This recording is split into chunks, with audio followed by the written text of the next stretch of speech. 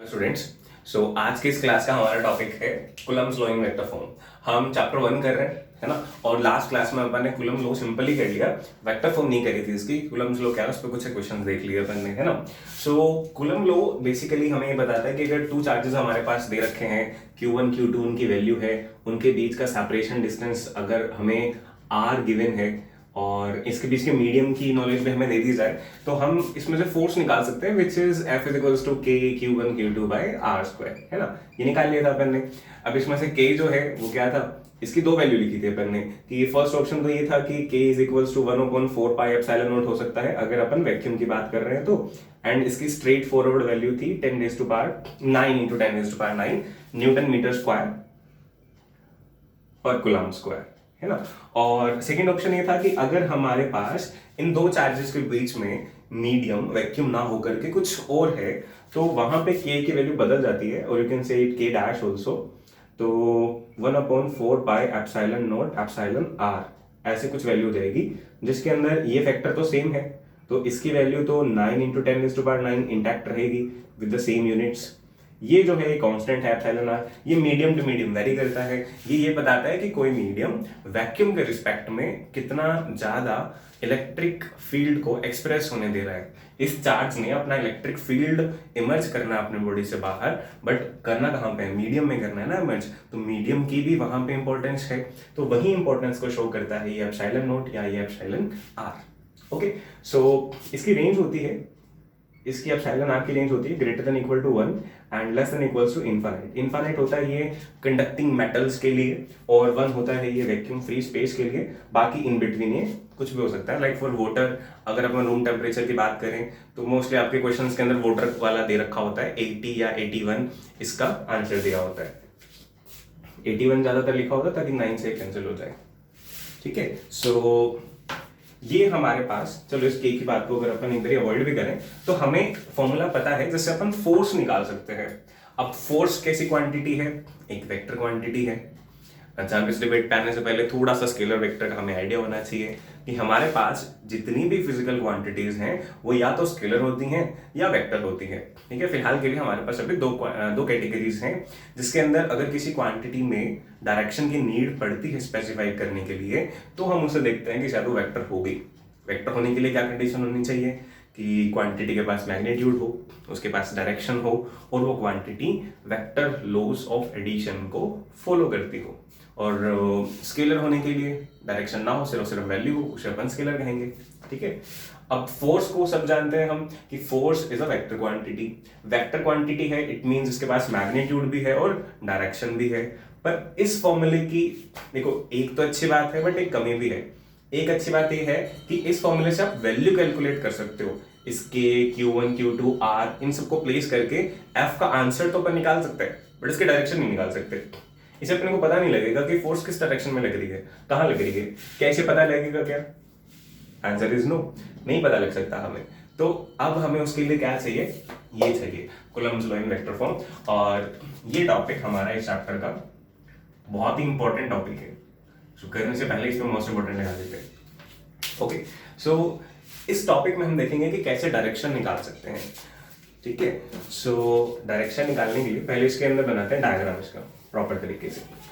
देखो, डायरेक्शन के लिए हमको थोड़ा सा अगर बेसिक इंट्रो दूं तो डायरेक्शंस पता करने के लिए सबसे इनिशियल लेवल पे आपके माइंड में क्या आ सकता है कि हमें डायरेक्शन कहां से मिलती है। यहां से हम डायरेक्शन लेते हैं नॉर्मल लाइफ के अंदर, नॉर्थ ईस्ट वेस्ट साउथ, ये जो डायरेक्शंस है हमारे पास, है ना। और इसी तरह का हमारे पास मैथमेटिकली जो सिस्टम है वो क्या होता है, उसके अंदर हम यहाँ पे लेते हैं x, यहाँ पे होता है हमारे पास x डैश, यहाँ पे हमारे पास होता है y, और यहाँ पे हमारे पास होता है y dash, just similar to that.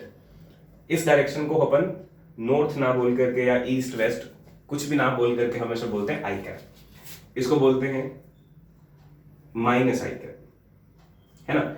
इसको बोलते हैं जे कैप, और इसको बोलते हैं माइनस जे कैप, है ना। ये सब बोलते हैं। और इसमें और क्या फायदा है कि इसके अलावा इस डायरेक्शन को आई कैप कह दिया, इसको जे कैप कह दिया, इसको माइनस आई कैप कह दिया, और इस डायरेक्शन को क्या बोल दिया, माइनस जे कैप। इसके अलावा भी अगर कोई और रैंडम डायरेक्शन मिल जाए हमें, कुछ इस तरह की कोई भी डायरेक्शन मिल जाए, तो उसको अपन ने सीखा हुआ है, उस वेक्टर को हम ब्रेक कर सकते हैं। कैसे ब्रेक कर सकते हैं? दो कंपोनेंट में ब्रेक कर सकते हैं, एक उसका एक्स प्रोजेक्शन और एक उसका वाई प्रोजेक्शन। ठीक है, कोई भी अगर ये ए वेक्टर है, ये इसका कुछ एक्स कंपोनेंट हो जाएगा, ये इसका कुछ वाई कंपोनेंट हो जाएगा, तो हम क्या कर सकते हैं, ये मेंशन कर देता हूं मैं, ये कुछ लिखने की नीड नहीं है आपको, ए एक्स आई कैप प्लस ए वाई जे कैप, इसमें अपन ब्रेक कर सकते हैं। ये तो एक्चुअली में वेक्टर है, ए वेक्टर, जिसमें इसका मैग्नीट्यूड भी आ जाएगा और डायरेक्शन भी। अगर सिर्फ हमें ये वाली डायरेक्शन पता करनी है तो हम डायरेक्शन निकालते हैं ए कैप से, और वो कैसे निकलती है, ये बेसिक से फॉर्मूले हैं, 11th क्लास में आपने रीड करें, और ऐसा नहीं कि 11th के अंदर ही काम आते हैं, ये पूरी जिंदगी में आपके पास काम आएंगे, और बिल्कुल बेसिक फॉर्मूला है ये। किसी भी वेक्टर क्वांटिटी के पास दो चीजें होती हैं, एक मैग्नीट्यूड, एक डायरेक्शन। अगर हमने कंप्लीट वेक्टर क्वांटिटी में से मैग्नीट्यूड निकाल दिया तो क्या बच जाएगा, ओनली डायरेक्शन। तो इस तरीके से हम क्या कर सकते हैं, किसी भी वेक्टर का इस तरह से वेक्टर को उसके मैग्नीट्यूड से डिवाइड करके उसके अलाउंग डायरेक्शन निकाल सकते हैं। तो ये वाला जो सिस्टम है, इस सिस्टम के अकॉर्डिंग हम कहीं पर भी डायरेक्शन ऐड कर सकते हैं। और ये वेक्टर आएगा कैसे, ए एक्स ए वाई, यहाँ पे क्या है, जो भी इसके कोऑर्डिनेट हो गए, सपोज करो कि 2,3, तो ये 2 हो जाएगा और ये 3 हो जाएगा, तो ये क्या बनेगा, a vector, this is simply 2 I cap plus 3 J cap. और इफ यू रिमेंबर, इस सी को हम बोलते हैं पोजीशन वेक्टर। ओरिजिन से किसी पॉइंट तक अगर अपन लाइन लगा दें, एक वेक्टर बना दें, उसे बोलते हैं पोजीशन वेक्टर। ये सारी बातें हमारे काम आने वाली हैं इनडायरेक्टली डायरेक्टली, बट इसको लिखने की जरूरत नहीं है, ये पुरानी बातें हैं और काम आती रहेंगी ये बातें, तो आपके माइंड में रहनी चाहिए। हाँ, एक्स्ट्रा में आप नोट करना चाहो, स्क्रीनशॉट लेना चाहो, दैट इज योर चॉइस। अब आगे चलते हैं, इस टॉपिक को हम स्टार्ट करते हैं। इस टॉपिक के अंदर अगर सबसे इंपॉर्टेंट कोई चीज है तो वो है डायग्राम्स। ठीक है, डायग्राम्स सबसे इंपॉर्टेंट है इसके अंदर, तो डायग्राम से हम स्टार्ट करते हैं, बट उससे पहले कुछ एक कंसीडरेशन लिख लेते हैं। तो लिखते हैं अपन साथ साथ, कंसीडर, क्या बनाना है वो भी तो पता होना चाहिए ना, ऐसे कैसे बना देंगे। Consider 2 charges Q1 and Q2 separated by a distance small r, separated by a distance small r in vacuum as shown below. लो, इतना छोटा सा हमने इंट्रो दे दिया इसका। अब डायग्राम बना लेते हैं बढ़िया से, कि इसके अंदर हमारे पास जो डायग्राम बनेंगे 3 फिगर्स बनेंगे। ठीक है, सो उसके अकॉर्डिंग ही आप बना लेना। हमने एक बार 2 डायमेंशन में ही रहना है, 3 डायमेंशन में नहीं आना। ये हमारे पास हो गया ओरिजिन, चाहे तो इसे थोड़ा सा एक्सटेंड कर सकते हैं, ये ओरिजिन हो गया, this is our X direction और दिस इज आई कैप। ठीक है, ये हमारी वाई डायरेक्शन जिसको अपन बोलते हैं जे कैप। यहां पे कहीं भी 2 चार्ज आप इमेजिन कर लो। ठीक है, 2 चार्जेस को हम इमेजिन कर लेते हैं, साथ साथ बनाते रहो डायग्राम। एक यहां इमेजिन कर लेते हैं Q1 और एक यहां इमेजिन कर लेते हैं Q2, और इनके बीच में जो डिस्टेंस है, ये रहा, इस डिस्टेंस को हमने कह दिया r, this distance is r। ठीक है, ये डिस्टेंस r हो गया। और जब अपन डायरेक्शन के अकॉर्डिंग बात कर ही रहे हैं, तो अब हमें एक्स्ट्रा चीज क्या गिवन होगी। पहले आपको देखो सिर्फ चार्जेस दिए होते थे, डिस्टेंस दिया होता था और k की वैल्यू दी होती थी, माने कि अगर तो वैक्यूम है तो नहीं दी होती, अपने को याद रखनी पड़ती है, नहीं तो आपको एप्सिलॉन आर दिया होता है, उसे अपन बना लेते हैं। यहाँ पे और क्या चीज मिलेगी आपको इस Q1 और Q2 की पोजीशन भी मिलेगी, क्योंकि डायरेक्शन अगर सामने वाला हमसे एक्सपेक्ट कर रहा है तो वो पहले हमें बताएगा कि चार्जेस कहाँ रखे हैं। अब चार्जेस कहाँ रखे हैं ये बताएगा ही नहीं, तो हम कैसे डायरेक्शन बता देंगे। तो आपको या तो इनकी लोकेशन देगा, इस बात को अच्छे से समझना, कि आपको बताएगा कि Q1 चार्ज प्लेस किया हुआ है X1 Y1 पे और ये प्लेस कर रखा है X2 Y2 पे। इसके अकॉर्डिंग आप इसका पोजीशन वेक्टर बना लोगे, X2 I cap plus Y2 J cap, suppose R2, ये जो बनेगा this is position vector, nothing else. इसके अकॉर्डिंग आप इसका पोजीशन वेक्टर बना लोगे, R1 vector is equals to x1 i cap plus y1 j cap, ठीक है। नहीं तो हो सकता डायरेक्टली आपको पोजीशन वेक्टर भी मिल जाए। तो फिलहाल मैं यहाँ पे ये दो पोजीशन वेक्टर्स बना रहा हूँ और ये x1 y1 x2 y2 वाला फंडा यहाँ से हटा रहा हूँ, क्योंकि ये बिहाइंड द सीन वाली बात है। अगर हमें यूज करना पड़ा किसी क्वेश्चन में, किसी न्यूमेरिकल में, तो हम अपने हिसाब से वहां कर लेंगे। फिलहाल हमने क्या किया, यहाँ पे ये चार्जेस बना दिए, डिस्टेंसेस बना दिए, इनके दो पोजीशन वेक्टर्स बना दिए। अब ये समझ के देखते हैं कि जो फोर्स लगेगी Q1 की Q2 पे या Q2 की Q1 पे, ये दोनों एक दूसरे पे तो फोर्स लगाएंगे ना। ये भी बात आपको ध्यान रखनी है कि दोनों चार्जेस को हम इनिशियली कैसा मान करके लेके चलते हैं। जब भी डेरिवेशन करते हैं तो हम चार्जेस को पॉजिटिव लेकर के चल रहे हैं। इन दोनों चार्ज को हमने पॉजिटिव मान रखा है। इट मींस जो फोर्स लगेगी वो रिपल्सिव नेचर की लगेगी। Q1 को Q2 पुश करेगा, Q2 को Q1 पुश करेगा। ओके, हमें पता है कि जो फोर्स लगती है ये सेंट्रल फोर्स है, तो ये इस लाइन ज्वाइनिंग द चार्जेस के अलोंग ही लगेगी। आप इसको एक्सटेंड कर लो दोनों तरफ से स्केल लेकर के, ठीक है। अब इसी लाइन के लॉन्ग फोर्स लगने वाली है, ये तो पक्की बात है, इसी लाइन के लॉन्ग फोर्स लगने वाली है, दिस इज फॉर श्योर। अब Q1 पे फोर्स कितनी लगेगी, कहां लगेगी, कितनी लगेगी, उसका आंसर हमारे पास है। कहां लगेगी, अगर अपन Q1 पे खड़े हो जाए तो सोचेंगे कि कौन फोर्स लगाएगा, तो Q2 फोर्स लगाएगा। वो कहां लगाएगा, इस तरफ, ऊपर की तरफ, ठीक है। यहां लगेगी फोर्स Q1 चार्ज पे, सपोज इसको 1 कह दिया। इस पे फोर्स कहां लगेगी, इस पे लगेगी इस तरफ। कहीं पर भी अगर आपको चेक करना है कि फोर्स कहां लगेगी, वहां पे खुद को ले जाओ। खुद को मान लो कि आप पॉजिटिव चार्ज हो और सामने वाला पॉजिटिव चार्ज है, तो वो आप सोचो कि ये Q1 आपको कहां पुश करेगा, इधर पीछे की तरफ पुश करेगा ना, तो यहां लगेगी फोर्स, ठीक है। अब इसके अंदर, इसके सिंबल के अंदर आपने देखा होगा पहले, नहीं तो अभी सीख लेंगे अपन, कि दो लेटर्स यूज करते हैं अपन। सिर्फ F2 नहीं लिखते कि मतलब फोर्स ऑन 2 नहीं लिखते, इसको लिखेंगे F21 और डायरेक्शन भी बता रखी है तो वेक्टर लगा देंगे। अभी F21 का क्या मतलब है, देखो वैसे तो अपन यूज करते हैं सिंपली, मैथ्स के अंदर भी यूज करते हैं कई बार, 1 2 R1 R2 के पहले सर्कल का रेडियस R1, दूसरे का R2। तो वैसे ही फर्स्ट पे फोर्स F1, सेकंड पे फोर्स F2। फिलहाल यहाँ पे दो ही चार्ज हैं तो चल जाएगा काम। बट सपोज करो एक और चार्ज होता है यहाँ पे Q3, तो इस बेचारे Q1 चार्ज पे तो ये भी फोर्स लगाता और एक ये भी फोर्स लगाता। तो F1 जब अपन कह रहे हैं तो इट मींस किस फोर्स की बात कर रहे हैं, सेकंड वाले की या थर्ड वाले की, कि इस पे कौन फोर्स लगा रहा है, दोनों लगा रहे हैं। तो इसलिए हमने क्या किया, एक सिस्टम बना दिया। यहाँ पे अपन ने F1 भी लिखना चालू कर दिया और 2 भी लिखना चालू कर दिया। F12 का मतलब 1 पे फोर्स लग रही है और 2 लगा रहा है, तो यहाँ पे 2 1 का मतलब ये कौन सी फोर्स है जो 2 पे लग रही है और 1 लगा रहा है, ठीक है। इसीलिए आप याद रखो कि बीच वाला जो है, जो बीच में फंसा हुआ है, वो नंबर, उस पर फोर्स लग रही है और उसके साथ वाला फोर्स लगा रहा है, ठीक है जी। सिंपल डायग्राम था, इतनी ज्यादा डिस्कशन नहीं करते तो भी समझ में आ जाता। अब नेक्स्ट चीज क्या सीखने वाली है कि वेक्टर फॉर्म की मेन काम ही है। वेक्टर फॉर्म में इट मींस आपको इन दोनों फोर्सेस की डायरेक्शन बतानी है। अब क्या हो सकता है कि डायरेक्शन तो पता लगी, ये की डायरेक्शन F12 की और ये की डायरेक्शन F21 की, यहाँ वेक्टर नहीं लगाया है ना, कि डायरेक्शन तो पता लगी, बट अब डायरेक्शन आपको प्रॉपरली नहीं पता लगी ना। अगर तो ये हॉरिजॉन्टल वाली डायरेक्शन होती तो हम कह देते इस तरफ है तो आई कैप कह देते, इस तरफ होती तो माइनस आई कैप, ऊपर होती तो जे कैप और नीचे होती तो माइनस जे कैप। हम कह सकते थे डायरेक्शन क्या है।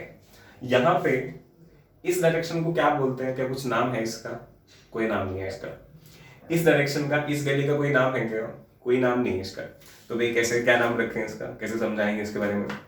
तो इन दोनों डायरेक्शंस को अपन को उस रैंडम तरीके से जो भी बात करी थी अपन ने, उसके अकॉर्डिंग पता करना पड़ेगा कि अगर हमें इस डायरेक्शन में कोई वेक्टर मिल जाए नीचे वाली डायरेक्शन में, तो उसका मैग्नीट्यूड डिवाइड करके हम उसका कैप निकाल के डायरेक्शन पता कर सकते हैं। इस डायरेक्शन में अगर हमें कोई वेक्टर मिल जाए तो हम शायद डायरेक्शन निकाल पाए। तो अभी ये जो दो रैंडम डायरेक्शंस हैं, इन्हीं को ही अपन को खोजना है। तो देखो कैसे खोज सकते हैं, कैसे ढूंढ सकते हैं। इसके लिए दो डायग्राम और बनेंगे, समझो। पहले आप डायग्राम को देखना जस्ट, अभी दिमाग नहीं लगाना। सेम, सिर्फ ये जो पार्ट है ना चार्जेस वाला, ये इतना डायग्राम मैं दोबारा बना रहा हूं यहाँ पे।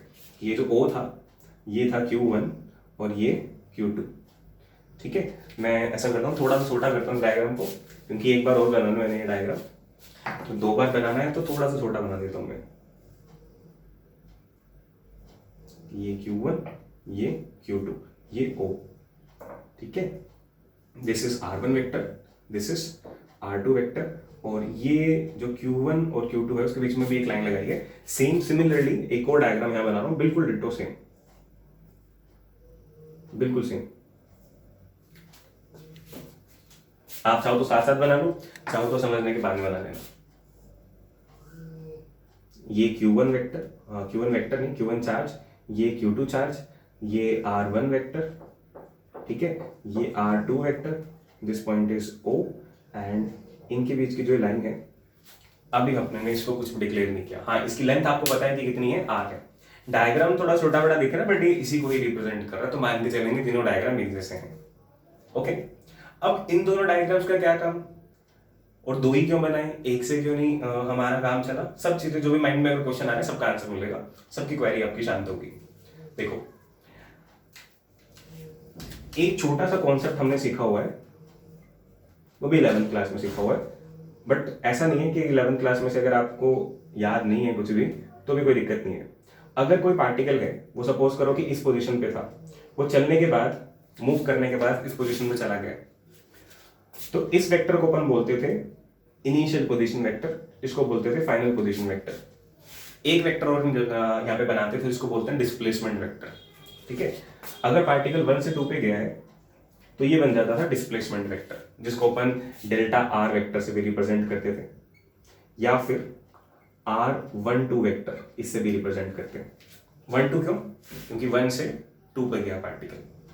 इस तरह का वेक्टर अगर हम यहां पे बनाएं, यहां पे कोई चीज कहीं मूव नहीं कर रही, ये दो अलग अलग चार्ज हैं, ये दो अलग अलग चार्ज हैं, बट लोकेशंस तो अलग अलग है ना, लोकेशंस अलग अलग है। हम ऐसा माने अगर कि यहाँ पे वो डिस्प्लेसमेंट वाला फंडा लगा करके देखें कि अगर इस पॉइंट से इधर डिस्प्लेसमेंट हो रहा होता, इस पॉइंट से इधर डिस्प्लेसमेंट हो रहा होता, इस पॉइंट का नाम 1 है, इस पॉइंट का नाम 2 है, तो इसका नाम क्या बन जाता, 2 1 वेक्टर। अगर 1 से 2 की तरफ डिस्प्लेसमेंट हो रहा होता तो इसका नाम क्या बन जाता, 1 2 वेक्टर, ठीक है। समझो थोड़ा सा, अगर यहाँ पे ये मोशन को शो कर रहे होते, ये फर्स्ट पोजीशन या सेकंड पोजीशन होती, तो ये डिस्प्लेसमेंट वेक्टर बन जाता, ओके। और डिस्प्लेसमेंट वेक्टर बन जाता, तो इससे हमें फायदा क्या है, एक तो गलत कॉन्सेप्ट लगा है। अब उसमें फायदा क्या है, उसमें फायदा ये है कि आप ध्यान से देखो, आपको दो ही तो डायरेक्शन चाहिए थी, एक ऊपर वाली और एक नीचे वाली। ऊपर वाली डायरेक्शन में एक वेक्टर मिल जाएगा आपको, उसका मैग्नीट्यूड डिवाइड करा दोगे तब के पास डायरेक्शन आ जाएगी। नीचे वाली डायरेक्शन में भी एक वेक्टर मिल जाएगा, उसकी डायरेक्शन से उसको डिवाइड करा दोगे, उसके मैग्नीट्यूड से डिवाइड करा दोगे तो उसके अंदर भी आपको डायरेक्शन मिल जाएगी, ठीक है।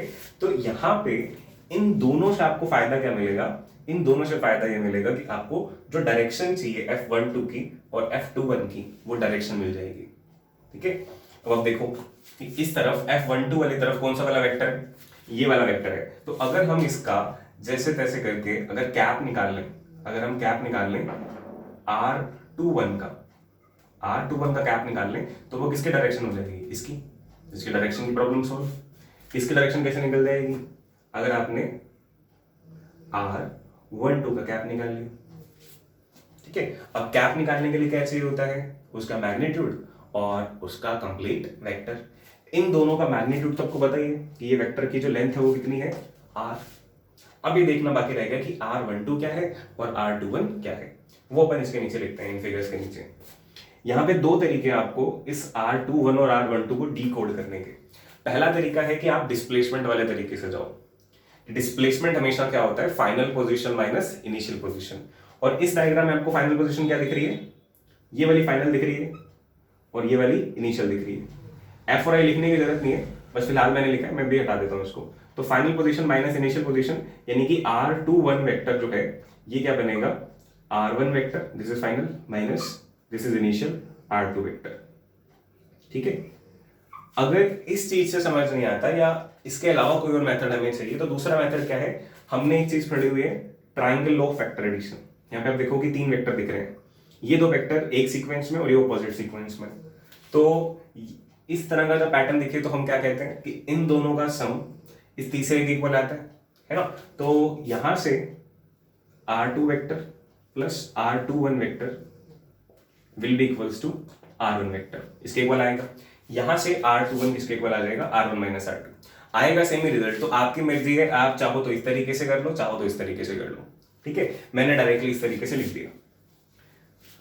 इस डायग्राम से हमें दो इंफॉर्मेशन चाहिए थी, एक तो वेक्टर और एक दूसरा इसका मैग्नीट्यूड। तो R21 वेक्टर का मैग्नीट्यूड कितना है, R है। सिमिलरली अगर इस डायग्राम में देखेंगे तो R12 वेक्टर क्या होगा, देखो ये इनिशियल ये फाइनल, तो final minus initial, final minus initial यानी R2 vector minus R1 vector, और R21 वेक्टर का जो मैग्नीट्यूड है वो क्या हो जाएगा, R। ठीक है, ये हो जाएगा। बस ये तीन डायग्राम हमारे लिए बहुत इंपॉर्टेंट है, मोर देन आप समझ सकते हो कि 90% हमारा काम हो गया, और समझने वाला तो 99% काम हो गया या 100 भी हो गया, बस लिखने वाला काम रह गया। अब अपन को बस लिखना है, ठीक है, लिखना स्टार्ट करते हैं। Now the forces F12 and F21 F12 लिख दिया दोनों बार मैंने, कैन बी रिप्रेजेंटेड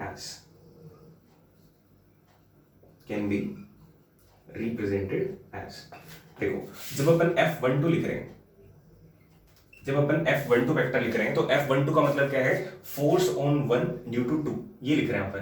तो फोर्स ऑन 1 जब लिख रहे हैं ड्यू टू 2, इट मींस इसके अंदर आपको दो चीजें इंक्लूड करनी है, एक तो इसका मैग्नीट्यूड इंक्लूड करना और एक यहाँ पे इंक्लूड करनी है इसकी डायरेक्शन, एक मैग्नीट्यूड और एक डायरेक्शन। मैग्नीट्यूड तो दोनों ही फोर्स का सेम रहेगा, क्या रहेगा, K Q1 Q2 by R square, ये वाला रहेगा। एक बार मैं इसको यहाँ से स्पेस को थोड़ा सा एम्प्टी करता हूँ, यही लिख दूंगा मैं बाकी वाली चीज। देखो तो जो F12 वेक्टर आएगा इसके अंदर इनिशियल पार्ट तो इसी का आ जाएगा, बिल्कुल सिंपल, कोई भी दिक्कत नहीं, बिल्कुल सिंपल है सारा का सारा काम, 12th के अंदर पूरी फिजिक्स आसान है। ठीक है, अब यहाँ पे जो डायरेक्शन है, अब आप सोचो कि F12 कहाँ पे है, ये रहा, इसकी तरफ कौन सी डायरेक्शन है, R21 कैप। यहाँ पे क्या गलती हो सकती है, दो ही तरह की गलती हो सकती है कि 21 की जगह 12 लिख दिया आपने तो डायग्राम सही बनाया है तो गलती नहीं होगी। दूसरी गलती क्या हो सकती है कि कैप की जगह वेक्टर लिख दिया, तो देखो वेक्टर लिख दोगे तो यहाँ पे अपने पास मैग्नीट्यूड तो ऑलरेडी था ही, सिर्फ डायरेक्शन चाहिए, तो डायरेक्शन होती है सिर्फ कैप के पास। अगर आपने वेक्टर लगा दिया तो वो साथ में मैग्नीट्यूड भी लेके आएगा, डायरेक्शन भी लेके आएगा, तो एक्स्ट्रा मैग्नीट्यूड हमें नहीं चाहिए था, हमें तो सिर्फ डायरेक्शन चाहिए थी। ठीक है, समझ गए, तो दो ही गलतियां हो सकती हैं, इन दोनों गलतियों से हम बच गए, ये आ गए हमारे पास। बट इसको आगे डीकोड करना पड़ेगा, है ना, इसको आगे डीकोड करना पड़ेगा कि भाई ये क्या है। तो फिलहाल आप इसके बाद नेक्स्ट स्टेप नीचे लिख लेना, मैं आगे वाला स्पेस यूज कर रहा हूं, तो ये बन जाएगा K Q1 Q2 by R square. देखो ये तो सेफ है, ये तो सेफ है, यहां पे कुछ चेंज करना पड़ेगा, तो ये होगा R21 vector divided by R21 vector का मैग्नीट्यूड। ठीक है, किसी भी कैप का फॉर्मूला यही होता है कि आप उस वेक्टर को उसके मैग्नीट्यूड से डिवाइड कर दो। अब देखो क्या आपको इसकी वैल्यू पता है, ये रहा, क्या आपको इसकी वैल्यू पता है, ये रहा आंसर, तो इन दोनों वैल्यू को यहाँ पे प्लग कर दो आप, ये क्या बन जाएगा, K Q1 Q2 by R square, बिल्कुल सिंपल तरीके से हो रहा है, जैसे छोटे से 10th क्लास वाला काम है। R1 वेक्टर, बस हाँ वेक्टर नहीं आते 10th क्लास में, अपॉन में R।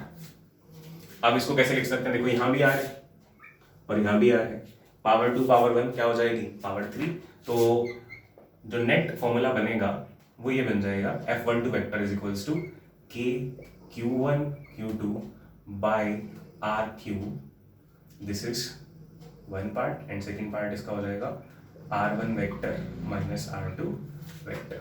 लो जी, ये बन गया इसका वेक्टर फॉर्म।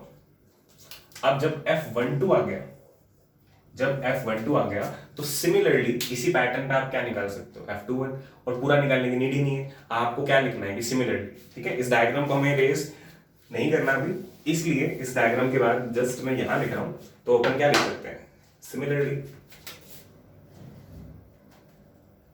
सिमिलरली जो F21 वेक्टर आएगा वो क्या आ जाएगा, that will be K Q1 Q2 by R cube, है ना, और यहाँ पे R1 माइनस R2 है, वहां पे हो जाएगा R2 vector minus R1 vector, ऐसे से लिख देते हैं इसे, R2 vector minus R1 vector, ये आ जाएगा। देखो, और इन दोनों एक्सप्रेशन में आप देखो कि किस चीज का फर्क है, सिर्फ इन दोनों का ओरिएंटेशन का फर्क है, उसमें 1 माइनस 2 है, इसमें 2 माइनस 1 है। लाइक आप सोचो कि अगर किसी ने 4 माइनस 5 क्वेश्चन दिया होता आपको तो आंसर क्या आता, -1, और 5 माइनस 4 दिया होता तो आंसर क्या आता, 1, तो दोनों का आंसर सेम है, बस फर्क किसका है, प्लस माइनस का, तो दोनों चीजों में सिर्फ प्लस माइनस का फर्क है। यहां से एक और चीज प्रूव हो जाती है।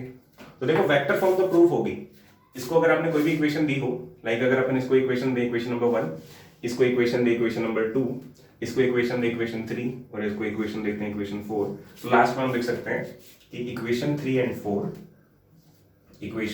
4 represents vector form of Coulomb's law. Simple, कोई टेंशन लेने की जरूरत नहीं है पूरी 12th में। तो ये कूलम्ब्स लॉ की वेक्टर फॉर्म आ गई हमारे पास, ठीक है।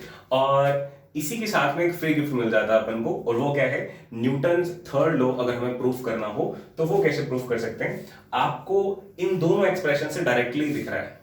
तो अगर एग्जाम में आ जाए कि आपको ये कूलम्ब लॉ प्रूफ करना और उसके बाद में न्यूटन्स थर्ड लॉ भी वेरीफाई करना है, तो अपने पास अगर टाइम कम है तो आप क्या लिख सकते हो डायरेक्टली कि from equation 3 and 4 we can see that, from equation 3 and 4 we can see that, क्या आपको दिखाई दे रहा है कि F12 vector is equals to minus of F21 vector, this is nothing but Newton's third law.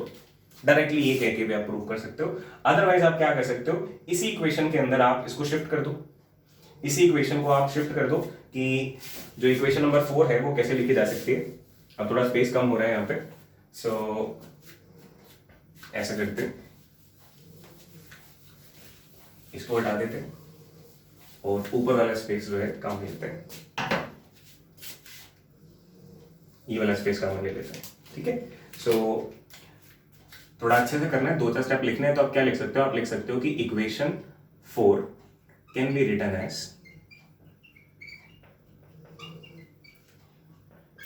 As कैसे लिखी जा सकती है कि F21 वेक्टर है ना, इसके अंदर आप लिख दो, इसको शिफ्ट कर दो, इसको शिफ्ट कर दोगे तो बाहर माइनस आ जाएगा, minus k q1 q2 by r square, और ये हो जाएगा 2 - 1 की जगह 1 - 2।